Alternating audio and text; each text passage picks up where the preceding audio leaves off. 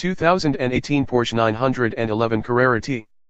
This is a place of legends, where the best drivers ever have done their best work and where the ultimate driving gauntlet is thrown down every January. It's the most infamous, daunting, and exposed stage on the Rallye Monte-Carlo, and it's called Col de Turini.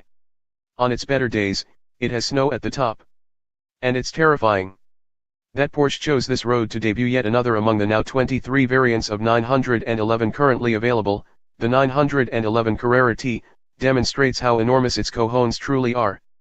Not because the T uncovers significant new ground in the 911's already wide bandwidth of abilities, but rather because Porsche isn't afraid to send a lowered version of its brand-defining sports car for evaluation on roads utterly unsuited to lowered sports cars. But 911s have history here, and they've won on these roads. If a 911 can shine on the Turini, then it can shine just about anywhere. The point of the T, for touring, is to be a Spartan model equipped with only the necessities that a dedicated driver might want. In truth, it is built from a combination of parts available elsewhere in the 911 line. The engine is the same one as in the base Carrera, the twin-turbocharged 3.0-liter flat-six pumping out 370 horsepower and 331 lb-ft of torque, the most modest output among all current 911s.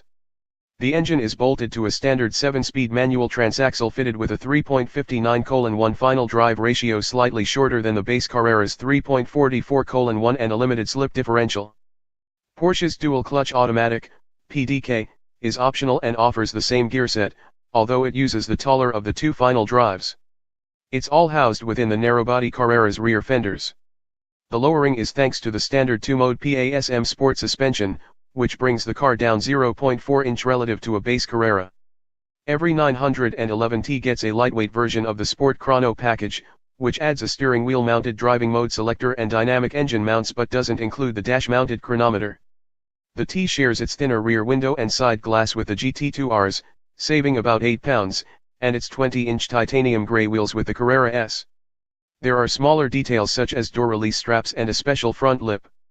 When the T is equipped with the optional, $5,200, carbon fiber full bucket seats, which aren't for everyone and also preclude the presence of the car's rear seats, total weight savings is 44 pounds relative to a standard Carrera.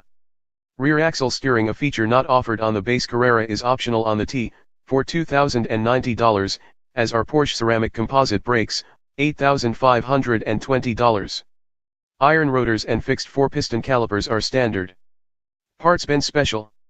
If the 911 Carrera T sounds like a parts bin special, that's because it is. But that doesn't diminish its capabilities. This is a first-order driver's car, a basic 911 equipped with purposefully selected, road-annihilating hardware. And that's what it needs here, because the Turini offers no mercy. The route is rough, undulations and frost heaves pepper the surface throughout, and the higher it climbs the gnarlier it gets. A fine and frequently invisible layer of dirt lurks at many corner entrances. It is dry, it is wet, and in its shadows lay patches of ice and snow waiting to turn your moment of wonder into an obituary. There are deer, boulders, sheer drops, tunnels, overhangs, and switchbacks, so many switchbacks. The demands are high, and shrewd restraint is a prerequisite. And while Porsche might have balls, it also has brains, which is why it put the 911T on winter tires for this adventure. A word about that, yes, the tires, Pirelli Sato Zeros, 245/35 R20 front and 295/30 R20 rear, no doubt changed the TS personality, but they didn't ruin it. Braking performance was most heavily affected, with the ABS activating far earlier than it would with the car's standard performance rubber. Still, the T remained a predictable partner time and again on a road where anything less is deadly. Take that, Turini. So we gave the Turini hell, driving faster than we should in a car that at first blush seemed wholly out of place, a smooth asphalt specialist in a rally car lair. But as we climbed the pass, building confidence in the T and its tires, the truth became evident. The Turini, as it turns out, is a 911 playground, a place where rear engine stability, yes, we said that, has its merits. A place where a lightly loaded front axle breeds wise caution. And a place where the glory of laying stripes on switchbacks has never been greater. The 911T just might be the best 911 for this road. It's low but not too low. Its damping control is a thing of stunning effect. The softer of its two settings provided the compliance necessary to produce real grip in corners filled with chassis twisting undulations.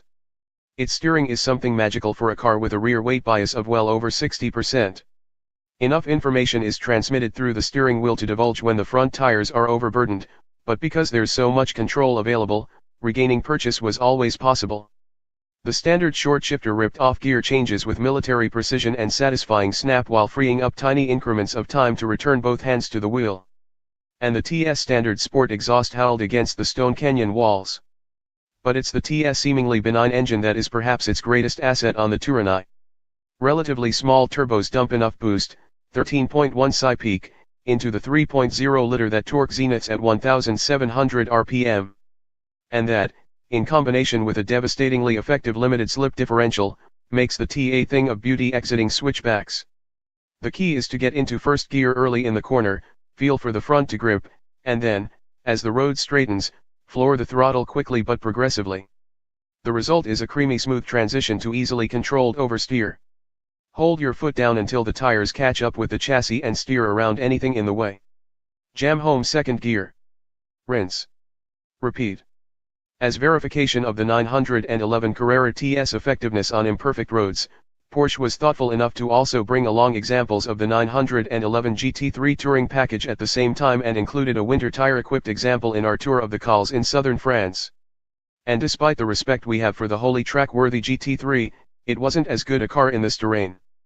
The taller, less powerful T haunted it with turbocharged torque at every corner exit while hoovering up the imperfect road surface with far more grace.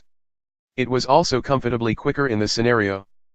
Porsche will ask $103,150 for the T, $11,000 more than a base Carrera, when it hits dealers early next spring. And although it might be a simple collection of parts, it's a shrewdly assembled, highly sorted, and well-chosen one partnered with an already staggeringly able chassis.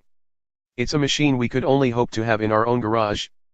Especially if that garage were at the bottom of a legendary pass in the French Alps.